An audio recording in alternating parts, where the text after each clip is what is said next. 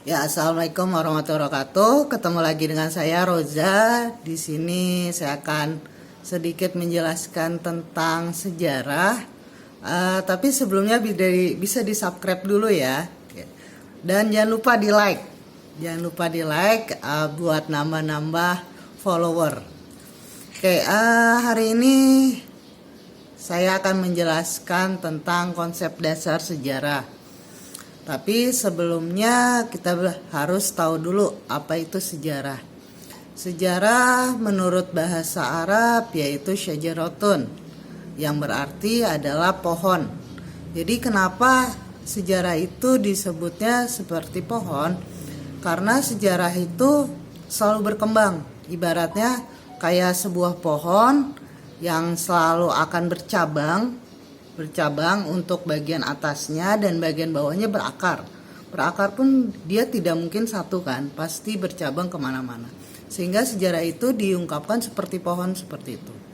Kemudian kalau menurut pendapat dari para ahli, salah satunya adalah Ibnu Khaldun. Menurut Ibnu Khaldun, sejarah adalah catatan tentang masyarakat atau umat manusia serta peradaban dunia, tentang sebuah perubahan-perubahan yang terjadi pada watak masyarakat tersebut. Sedangkan kalau menurut Muhammad Ali, dia mendefinisikan sejarah itu menjadi 3, yaitu 1, sejarah yaitu kejadian-kejadian atau peristiwa-peristiwa yang berhubungan dengan manusia, menyangkut tentang perubahan nyata dalam kehidupan manusia. Misalnya, kita dulu dari bayi, perubahan kan, badannya ke sekarang dewasa mungkin makin tinggi.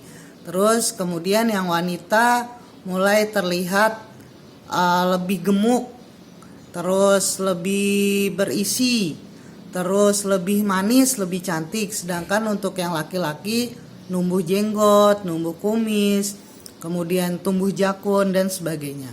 Kemudian kedua, sejarah menurut Muhammad Ali adalah cerita yang tersusun secara sistematis, jadi berurutan.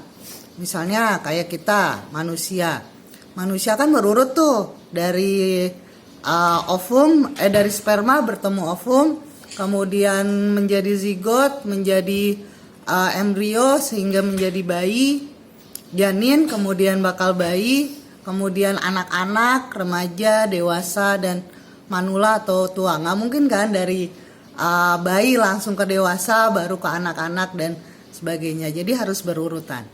Kemudian sejarah yang ketiga adalah ilmu yang menyelidiki tentang perkembangan peristiwa atau kejadian-kejadian di masa lampau. Jadi berkembang tuh kejadian-kejadiannya. Misalnya kalian belajar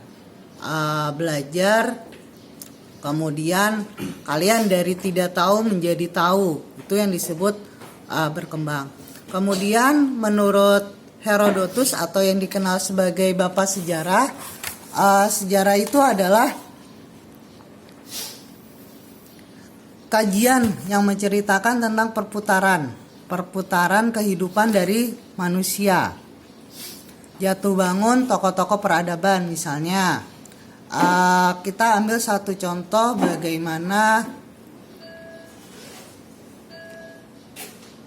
eyang kita B.J. Habibie, dulu dari yang dikenal sebagai anak biasa-biasa saja, kemudian belajar bahkan mendapatkan beasiswa ke Jerman, tapi disindir oleh orang-orang Jerman karena menurut orang-orang Jerman orang Asia itu tidak berkompeten di bidang peradaban, di bidang ilmu pengetahuan. Namun B.J. Habibie bisa menunjukkan bahwa dirinya menjadi salah satu tokoh penting dalam maskapai penerbangan. Kemudian setelah kita mengerti tentang sejarah, kita juga harus tahu apa itu ciri-ciri sejarah. Ciri-ciri sejarah itu adalah 1, unik, kemudian abadi, serta penting. Maksud di sini unik apaan sih gitu? Sejarah itu antara satu orang dengan orang lain tidak mungkin sama. Unik misalnya si A dulu waktu kecilnya senang-senang, orang tuanya kaya sehingga dibelikan mainan yang beragam. Sedangkan si B itu biasa-biasa aja, mainannya pun dibikin oleh orang tuanya dari bahan-bahan yang ada di alam. Kayak zaman dulu kan ada tuh bikin mobil-mobilan dari pisang, dari gedebok pisang, atau misalnya dari batang kayu dan sebagainya. Kemudian abadi. Kenapa sejarah itu disebut abadi? Karena tidak akan hilang.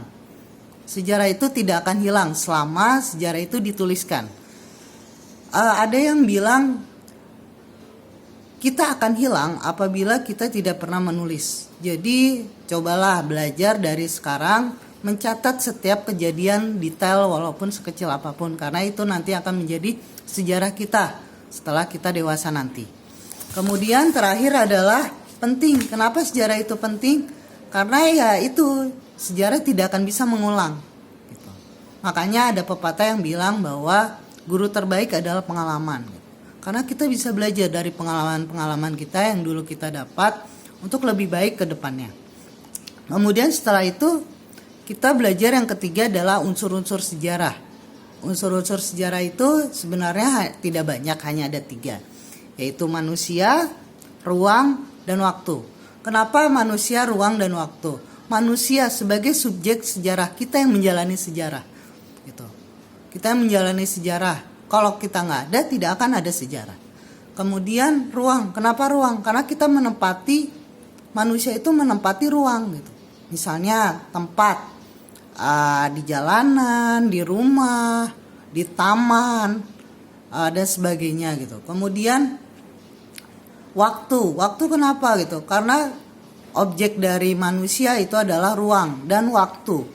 Waktu misalnya kejadiannya sore hari, malam hari, jam 7, jam 8 dan sebagainya. Nah, sampai sini ada yang mau ditanyakan? Apakah sudah jelas? Oke, saya kasih waktu buat kalian berpikir. Kalau misalnya nanti ada yang ditanyakan, bisa ditanyakan ke kolom komentar di bawah ya. Nanti kalau saya bisa akan saya jawab, kalau tidak ya mohon ditunggu. Saya akan mencari referensi yang mungkin bisa menjelaskannya. Nah, sampai sini mungkin saya cukupkan. Terima kasih